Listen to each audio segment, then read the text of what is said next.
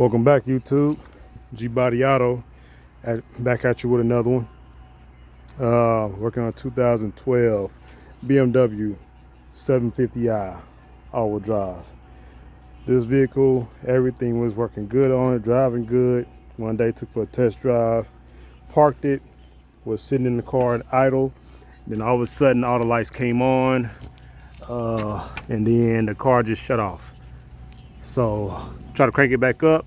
Took about 5 seconds to crank up, long crank, and then start up, and then it malfunctions, all that stuff, 4x4. So after a while, basically scanned it and come back as crank sensor. So I saw no videos on this for this car, for nobody. Everybody had the cam sensor, but no crank sensor or where the location is or anything. So hopefully this helped somebody out. I did find out that it's more than likely on the side of the transmission by the bell housing. So I'm gonna be attempting to do that. So get your car jacked up and then start taking these nuts off. There's probably an 8 mil, all these, that shields all this. So I'm gonna see if I can get to it through this hole, which I probably can't, but I'll try it and let you know. Well, these BMW have your jack up points too. You can't just jack up anywhere. So that's another reason why I kind of hate using jacks and jack stands on these.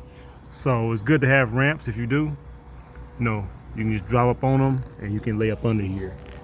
So I believe I found where it's at right there. You don't have to take apart anything. I thought I was going to take these off because the underguards cover everything's on the car, but I believe is it right there. You see it's soaking in oil, so it probably messed up the signal and threw off the crank sensor on that. So we're gonna get that taken out. It looks like a probably a H, I don't know, 5 or 6. I'll check it out and let you know. So that is a 5 mil hex. So I cleaned it off a little bit with a towel, but I'm gonna have to get that out because it's hard to get that clip out there. So you have to almost probably take it out and then turn around. You can get your pick tool and take it off. I'll show you how it looks.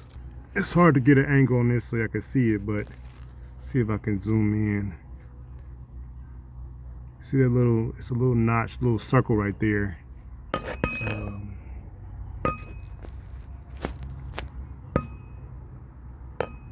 Right there, that's where you need to put your pick tool in there and prod it up, and then you could unhook that. You can see how oily it look. So let me get the pick tool. Just so I know, this is a fight. I've broken up around the whole plug so far, and I still haven't gotten it out of it. It's like it might have corroded in there and seized together. I don't know, but I'm chipping that and see if I can pull it apart without breaking the actual wire up there. So it's a fight. All right, guys. As you can look down inside that, you can see it got fried, probably shorted out. So I just got a pair of big nose pliers I had. Grabbed the end, wiggled it a little bit gently back and forth, and it came out. So hopefully this end of the plug is still good because I need to go into the next one. So I'm gonna check that out. All right, y'all. It's not good news for me. So you can see the end of that plug. I can get it stabilized. Anyway, you can see the end of that is burnt out basically. I'm going to have to get another plug because going into the new crank sensor, it's going to short out. Even if I can clean it up some, which is no point. And it's kind of, wires got pulled out a little bit. So I'm going to have to look for a harness for that, unfortunately, and put that back together. So at least y'all know it's right there about the transmission. I'll try to give an update once I find that harness. And so y'all know, the new one I got off Amazon. It has an O-ring on it. The factory one did not. So I think I'm going to take the O-ring off. I've heard some people say on other parts they had bought O-rings seem to have interfered with the signal, which I don't think they should. But if the factory didn't have it, I guess one shouldn't be on there. So I'm gonna do that since oil is not just flowing through this thing anyway. I'm gonna keep the O-ring just in case I need it, but just to update y'all on this. I'm gonna go ahead and put this one in so nothing crawls up in there, mice and stuff like that. We out here outside, so but yeah, just want to update y'all on that. All right guys, I got that all taken off the shield there, so you can see it's all exposed by the oil. But that wire loom right there, that goes all up into that loom, so it's kind of tight, so it's way easier now accessing that and pulling it through this hole over here to work with. So I'll try to find out that wire harness for this, and hopefully get back to you in the next few days. It'll probably be next week with all this slow season right now, so we'll update you. All right guys, I'm finally back. Man, it's been the last probably what, 3 weeks seemed like it been back here with this BMW. So a lot didn't happen. I ordered it on Amazon, this part. That's the crankshaft adapter, that's what it's called after a lot of research. But that's the part number right there. And ordered on Amazon actually, and then because BMW said they got the special order it also, but Amazon, it took forever, and then got delayed with the holiday stuff and all that, and it got lost in shipping basically. So I ended up calling BMW, just having to order it for me. They said Monday, which today is Monday, but it actually came in Saturday. They called me, I went up there and got it. So genuine BMW part there. And the one from Amazon was actually a genuine also, and it was about the same price. I think this one was $47 with the taxes. So see BMW there. But anyway, so Amazon came in today. I'm gonna send that one back. Got that one in my truck. So but yeah, so finally gonna get this thing put back together. So originally I couldn't see where it plugged in. I didn't know how long this thing was or whatever, but I was going to plan on cutting the wires and splicing this one in, because it's so tight up under there. I didn't know where that wire loom went into. It goes into a different loom. So I'm gonna get back up under there so you can see what I'm talking about. But I'm excited to get this thing put back on, causing all those other issues, little small stuff. That's what happens. So hopefully this will take care of it. Well guys, as you can see, not zooming in my camera, there it is. Made it a little different. It's the same exact plug-in. That one has a curve to it, and this one does not, just straight. And this one, I cannot see how long that wire loom is.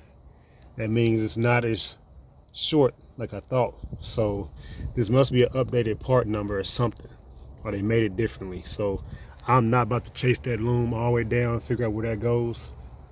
I'm gonna go with my original and cut that and splice a new one in there, because that's a mess. So anyway, I just wanted to show you that. I'm gonna cut this off so you can see a little bit closer how that compares. All right, y'all, so I went ahead and cut that. So that's where the curved part was at right there. So I took that off so I can look at these wires. What you see is it's the same setup. It's got the same notch and everything.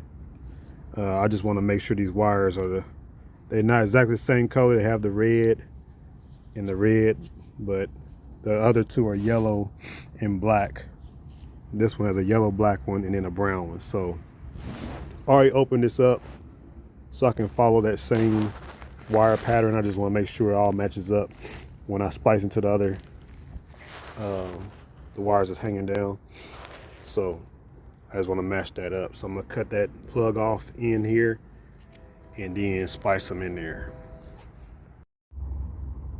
All right, guys, I finally was able to get this thing back in there. I was just kind of super careful, but there it is, back in the spot. I cut that in half and just slid it back over the wire harness. That way it's protected somewhat, heat shield. But yeah, I got them all kind of in the plastic. You can't really see it. You can see I got a shrink wrap too, heat shrink, so the wires are protected from the weather also. So I'm gonna clear the codes and see how it work out. All right, guys. So this was there you go. Crankshaft position sensor. That's the code I was getting.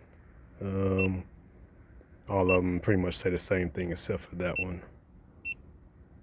So yeah, I'm gonna clear these and see what I get. Says it's cleared. Let's see what it do. Okay, fire it right up. Before it was taking about 4 seconds, 5 seconds to start up. Check engine light is off. All other lights that I had on are off right now. And they will come on immediately. 4x4, traction control, reduced power. I do have this discharge since the car been sitting for a couple weeks. So BMWs, you have to drive them. I will say that. It's got a brand new battery in here and it still did this.